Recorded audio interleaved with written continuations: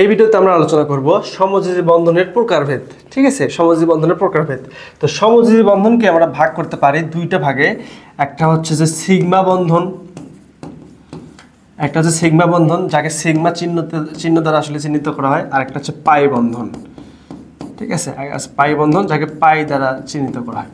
ঠিক আছে, আচ্ছা। তো সমযোজী বন্ধনের ক্ষেত্রে আরেকবার বলি, সমযোজী বন্ধনটা আসলে কি ঘটনা ঘটাইছে। সমযোজী বন্ধনটা এরকমটা আচরণ করছে যে কি, তারা আসলে একটা মৌল আরেকটা মৌলের মাঝখানে ইলেকট্রন ভাগাভাগি করে নিছে। ইলেকট্রন কিন্তু কি করছে, ভাগাভাগি করছে। এখন এই ইলেকট্রন যে ভাগাভাগি করছে, সেই ইলেকট্রনটা ভাগাভাগি করতে পারে দুইটা মাধ্যমে, একটা হচ্ছে সিগমা বন্ধন আর একটা হচ্ছে পাই বন্ধন। ওকে, এখন একটু যদি আরেকটু পেছনের দিকে ফিরে যাই, একটু যদি লক্ষ্য করেন, দেখেন কোনো মৌলেতে যদি শেষ কক্ষপথে ইলেকট্রনগুলো যেগুলো শেয়ারকৃত ইলেকট্রন আছে বা যেগুলো আসলে দান করতে পারে, এরকম ইলেকট্রনগুলো যেগুলো আছে, এগুলো কিন্তু কোনো না কোনো অরবিটালে আছে, তাই না? যেমন আপনি যদি সোডিয়ামের ক্ষেত্রে চিন্তা করেন, সোডিয়ামের শেষ কক্ষপথে যে একটা ইলেকট্রনটা আছে, এই একটা ইলেকট্রনটা কিন্তু এস অরবিটালে আছে। যদি আপনি ইলেকট্রন বিন্যাসটা করেন সোডিয়ামের, তাহলে বুঝতে পারবেন সোডিয়ামের সর্বশেষ ইলেকট্রনটি আছে এস অরবিটালে। এইভাবে এই যে আমাদের যে ইলেকট্রনগুলো যে ভাগাভাগি করে বা ইলেকট্রন যে দান করে, এই ক্ষেত্রে ইলেকট্রনগুলো সবগুলোই আসলে কোনো না কোনো অরবিটালেই থাকে। এখন এই অরবিটাল আবার আরেকটা অরবিটালের সাথে যখন আসলে ইলেকট্রন ভাগাভাগি করে, তখন আসলে তাদের ভেতরে একটা কাঠামোগত পরিবর্তন হয়। যেমন আমি যদি উদাহরণ সাপেক্ষে বলি, ধরেন আপনার ক্ষেত্রে কোনো একটা মৌলের শেষ কক্ষপথের ইলেকট্রন যেটা আপনি শেয়ার করতে পারবেন, ভাগাভাগি করতে পারবেন, সেটা এস অরবিটালে থাকতে পারে। জাস্ট ইমাজিন, এক্সাম্পল সাপেক্ষে। আবার যে মৌলের সাথে আপনি ইলেকট্রন শেয়ার করতে পারবেন, যে মৌলের সাথে আপনি ইলেকট্রনটা শেয়ার করবেন, তারও আবার শেষ কক্ষপথ ইলেকট্রন কোনো না কোনো অরবিটালে থাকবে। সেটা এসে থাকতে পারে, পিতেও থাকতে পারে, তাই না? এসে থাকতে পারে, আবার কি পিতেও থাকতে পারে। তো এরা আসলে কি ঘটনা ঘটায়, এখানে আসলে কি ইলেকট্রন একটা থাকে, এখানে আমরা ইলেকট্রন একটা থাকে, তারা দুইজন মিলে যুক্ত হয়ে যায়। এখানে এই অরবিটালটা আর এই অরবিটালটা দুইজন মিলে যুক্ত হয়ে যায়। তখন এই পাশের মৌলটা ওই ইলেকট্রনকে নিজের দাবি করতে পারে, আবার ওই পাশের মৌলটা এই ইলেকট্রনকে নিজের মতো করে দাবি করতে পারে। ঠিক আছে, তার মানে এখানে আসলে ঘটনাটা ঘটে, অরবিটালগুলো ইলেকট্রন শেয়ার করে যুক্ত হয়ে যায়, অরবিটালগুলো ইলেকট্রন শেয়ার করে যুক্ত হয়ে যায়। এখন এই যুক্ত হতে পারে কয়েকটা ভাগে আসলে যুক্ত হয়।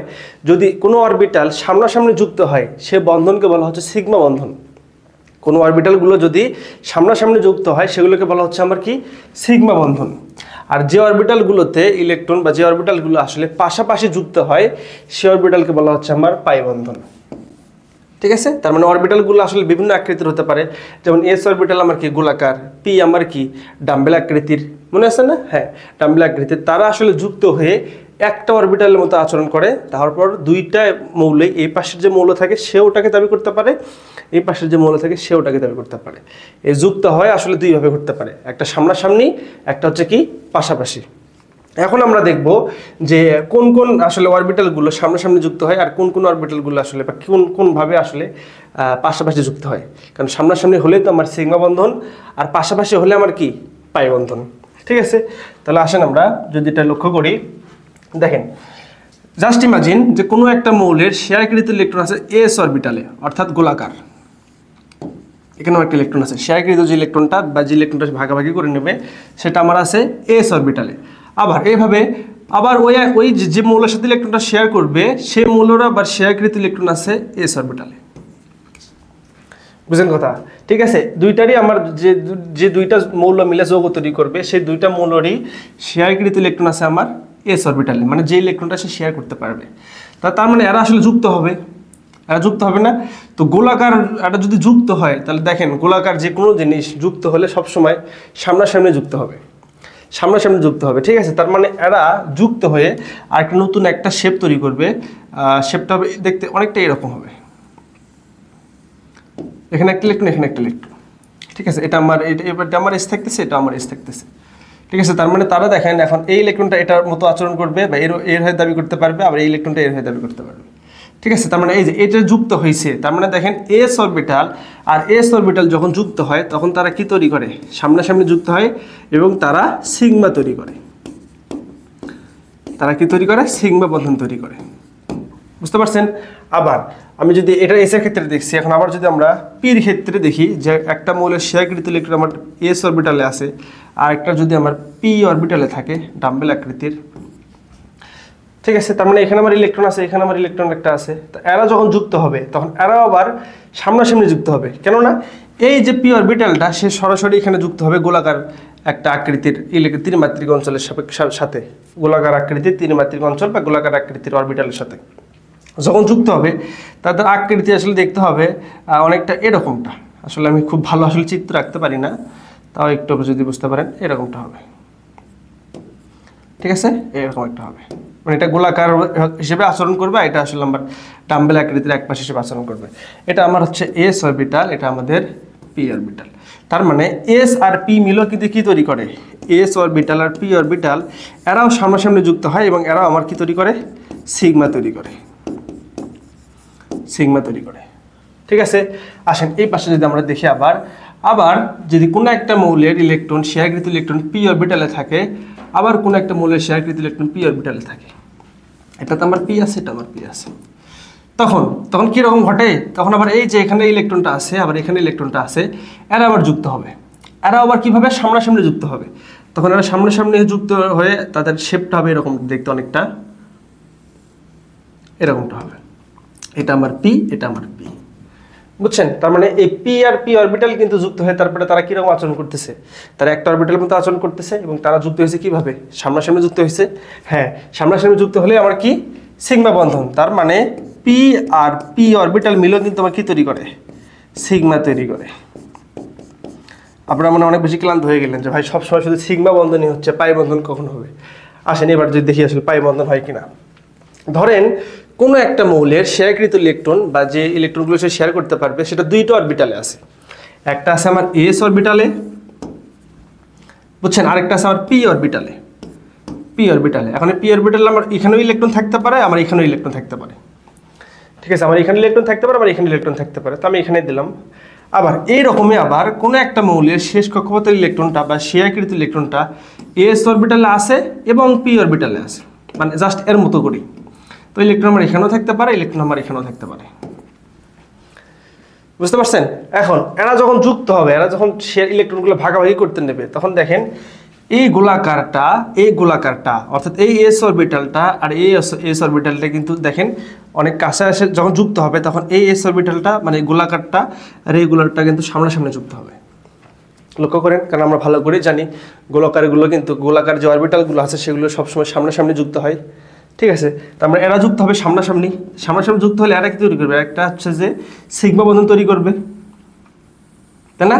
অলরেডি কিন্তু একটা সিগমা বন্ধন তৈরি করছে। যখন এরা সামনাসামনি যুক্ত হয়েছে সিগমা বন্ধন তৈরি করছে, তখন এদের উপরে থাকা পি অরবিটাল এইভাবে থাকবে। এখন এখানে আমার ইলেকট্রন আছে, আমার এখানে আমার ইলেকট্রন আছে, তখন কি করবে, দুইজন দুই দিকের দিকে হেলে যাবে, অর্থাৎ এই ইলেকট্রনটা এটাও এদিকে একটু চেপে যাবে, আবার এটাও আবার এদিকে চেপে আসবে, ঠিক আছে, এরকমটা আর কি, মানে একজন আরেক দিকের দিকে হেলে যাওয়ার পরে এদের ভেতরে একটা বন্ড সৃষ্টি হবে। এখন এই যে এটা আমার দেখেন আমার কিন্তু এটা সামনাসামনি, তার মানে এটা কিন্তু আমার সিগমা, ঠিক আছে। আর এটা দেখেন এই অরবিটালটা তারা পাশাপাশি বন্ধন তৈরি করলো না, এটা হচ্ছে আমার পাই, এটা হচ্ছে কিন্তু আমার পাই, ঠিক আছে। তাহলে এই বন্ধনটা দেখে আপনি কি শিখলেন, এই বন্ধনটা দেখে শিখলেন দুইটা জিনিস শিখলেন। একটা হচ্ছে যে আমার আগে কিন্তু সিগমা বন্ধন তৈরি হয়, ওর আগে সিগমা বন্ধন তৈরি হয় না, হ্যাঁ আমার আগে সিগমা তৈরি হয়েছে, তারপর আমার পাই বন্ধন সৃষ্টি হয়েছে, এটা একটা জিনিস শিখলেন। আরেকটা জিনিস শিখছেন যে কি, আমার যদি কোনো বন্ধনটাকে ভাঙ্গা প্রয়োজন হয় অবশ্যই আমার পাই বন্ধনটা ভাঙ্গা যাবে, পরে আমার সিগমা বন্ধন ভাঙতে হবে, আগে আমার পাই বন্ধন ভাঙবে, পরে হচ্ছে আমার সিগমা বন্ধন ভাঙবে, ঠিক আছে। এই কারণে বলা হয় যে পাই বন্ধনের তুলনায় সিগমা বন্ধন অনেক বেশি শক্তিশালী। পাই বন্ধনকে ভাঙ্গা সহজ, কিন্তু সিগমা বন্ধনকে ভাঙ্গা পাই বন্ধনের মতো সহজ না, বুঝছেন? আবারও বলতেছি, আমার সিগমা বন্ধন নর্মালি তৈরি হচ্ছে, যেমন এস অরবিটাল এস মিলে এসপি মিলে আবার পিপি মিলেও তৈরি হচ্ছে, কিন্তু যখন আমার পাই বন্ধন সৃষ্টি হচ্ছে তখন আমার আগে সিগমা সৃষ্টি হচ্ছে, আগে সিগমা বন্ধনটা তৈরি হচ্ছে, তারপরে আমার সিগমাকে ব্যতিরেকে বা সিগমাকে বাদ দিয়ে আমার এক্সট্রা করে একটা পাই বন্ধন সৃষ্টি হচ্ছে, বুঝতে পারছেন? এখন ইলেকট্রন কিন্তু আমার এখানে দিচ্ছে, আমার চাইলে কিন্তু এখানেও থাকতে পারে, তাই না? এখানে কিন্তু ইলেকট্রন থাকতে পারে, যদি এখানে ইলেকট্রন থাকে তার মানে তারাও আবার একজন আরেক দিকের দিকে হেলে যাবে, তাদের ভেতরে একটা বন্ধন সৃষ্টি হবে, দুই পাশে উপরে হতে পারে নিচে হতে পারে, ঠিক আছে, উপরে যদি হয় ওখানে আমার পাই বন্ধন সৃষ্টি হবে, এটা আমার এখানে পাই বন্ধন সৃষ্টি হবে। পাই বন্ধন আর সিগমা বন্ধনের মধ্যে অন্যতম প্রধান বৈশিষ্ট্য হয় এটাই যে পাই বন্ধন সিগমা বন্ধনের তুলনায় দুর্বল আর সিগমা বন্ধন পাই বন্ধনের তুলনায় শক্তিশালী। পাই বন্ধনকে ভাঙা অনেকটা কঠিন, কিন্তু পাই বন্ধনকে ভাঙা অনেকটা সহজ, কিন্তু সিগমা বন্ধনকে ভাঙা পাই বন্ধনের থেকে কঠিন। ঠিক আছে, তো এই ভিডিওতে আমরা কি দেখলাম? এই ভিডিওতে আমরা সমযোজী বন্ধনের প্রকারভেদ দেখলাম, বুঝছেন? সমযোজী বন্ধনের প্রকারভেদ দেখলাম। আমরা আসলে সমযোজী বন্ধনকে ওই যে ধরেন আমরা যদি একটু আগে দেখলাম কার্বন ডাইঅক্সাইডের ক্ষেত্রে আমরা তো এইভাবে বন্ধন দেখছি না, অক্সিজেনের ক্ষেত্রে এইভাবে তো বন্ধন দেখছি। তো আসলে এখানে এটা আসলে আমরা দেখি এটা টান সাপেক্ষে একটা, তার মধ্যে আসলে এরকম ঘটনা ঘটে, বুঝছেন? অরবিটালগুলো আসলে এরকম ঘটনা ঘটে, তাকে আমরা শর্টকাট উপায় বা সিম্বল আকারে আমরা এইভাবে দেখাতে পারি, বুঝতে পারছেন? কিন্তু তাদের ভেতরে আসলে মেইন কাজটা ঘটে এরকম যে অরবিটালগুলো হয় সামনাসামনি যুক্ত হয়, না হয় পাশাপাশি যুক্ত হয়।